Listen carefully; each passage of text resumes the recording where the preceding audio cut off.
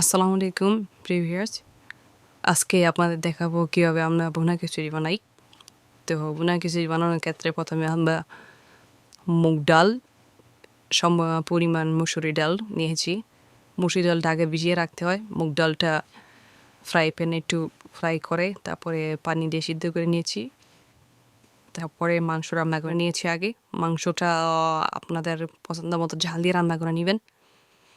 তারপরে আমি চালের সাথে একটু মশলা, পেঁয়াজ, রসুন এটা দিয়ে একটু চালটা ফ্রাই করে নিয়েছি।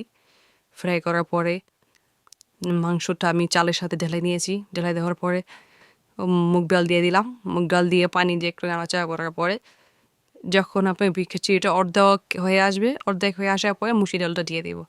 তো মুসুরি ডালটা দেওয়ার পরে একটু নাড়াচাড়া করে তারপর ডেকে দেবো। ডেকে দেওয়ার পরে ভাপে রেখে দেবো। এটা হওয়ার পরে এটা সবচেয়ে সিক্রেট যে জিনিস সেটা হলো আপনার আদা আদা কুচি এবং রসুন কুচি দিয়ে বাগার দেওয়াটা। তো আমরা সেই বাগারটা দিয়ে দিব। এটা বাগারটা অনেক মজা হয় বাগারটা দিলে। তো দেখি কার কেমন লাগে, সবাই কমেন্টস করে জানাবেন। আসসালামু আলাইকুম।